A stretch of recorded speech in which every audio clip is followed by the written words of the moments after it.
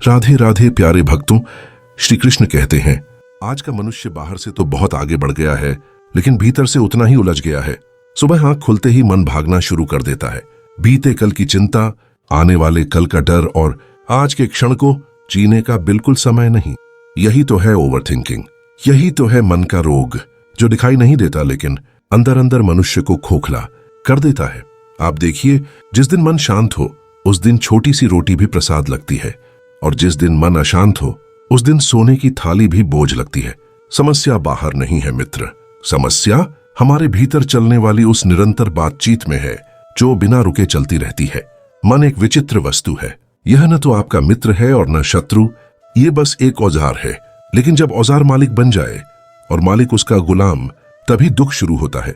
मन कहता है अगर ऐसा हो जाता तो अच्छा होता, अगर वैसा ना हुआ तो क्या होगा, और इन अगर मगर में पूरा जीवन निकल जाता है।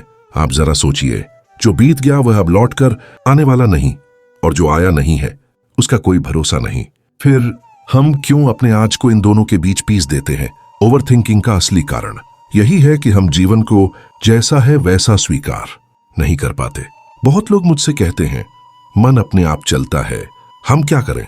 मैं उनसे कहता हूं सांस भी अपने आप चलती है, लेकिन क्या आप उसे जरा देर के लिए रोक नहीं सकते? ठीक वैसे ही मन को भी अभ्यास से रोका जा सकता है। शुरुआत में कठिन लगेगा, मन विद्रोह करेगा, लेकिन धीरे धीरे वह थक जाएगा, क्योंकि मन को शक्ति आप ही देते हैं।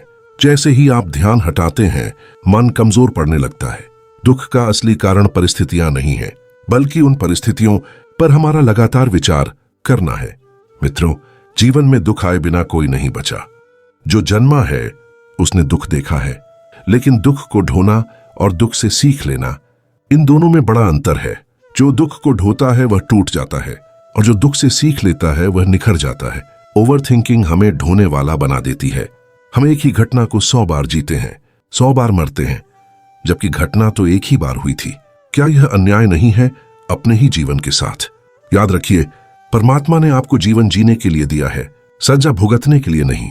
लेकिन जब मन का नियंत्रण हाथ से निकल जाता है तब हर दिन एक सजा बन जाता है। इसलिए सबसे पहली साधना है स्वीकार करना। जो है जैसा है अभी के लिए वैसा ही है। यह स्वीकार करना हार नहीं है, यह बुद्धि है। जब तक आप लड़ते रहेंगे तब तक मन और उलझेगा। और मित्रों, अगर यहां कही जा रही बातें आपके मन को थोड़ा सा भी छू रही हों, आपको भीतर कहीं सच्ची लग रही हों, तो इस चैनल को सब्सक्राइब जरूर कर लेना, क्योंकि यहां कोई शोर नहीं, यहां मन को शांत करने वाली बातें होती हैं जो बार बार सुनने से जीवन में स्थिरता लाती है। मन को सबसे ज्यादा बेचैन भविष्य करता है। भविष्य की चिंता करना और भविष्य की तैयारी करना, ये दोनों अलग बातें हैं। तैयारी बुद्धि करती है, चिंता मन करता है। बुद्धि कहती है आज क्या कर सकता हूं, और मन कहता है कल क्या होगा।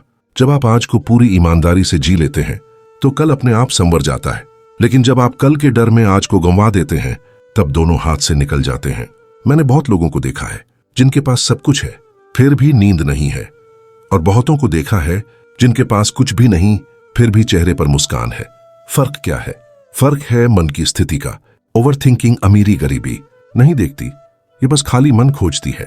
इसलिए अपने मन को खाली मत छोड़िए, उसे वर्तमान में लगाइए, अपने काम में, अपने श्वास प्रश्वास में, अपने ईश्वर के स्मरण में। जब भी मन ज्यादा दौड़ने लगे एक छोटा सा प्रयोग कीजिए, आंख बंद कीजिए और बस ये देखिए कि सांस अंदर कैसे जा रही है और बाहर कैसे आ रही है। कुछ देर में आप पाएंगे कि विचारों की गति धीमी हो रही है। यही साधना है, यही समाधान है। कोई बड़ी तपस्या नहीं चाहिए, बस थोड़ा सा ध्यान चाहिए।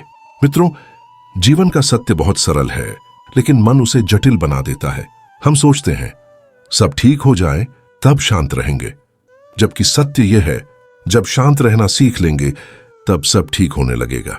यह क्रम उल्टा नहीं समझना है। शांति परिस्थिति से नहीं आती, शांति दृष्टि से आती है। और याद रखिए, यह जीवन बहुत अनमोल है, इसे सोच सोच कर मत गंवाइए।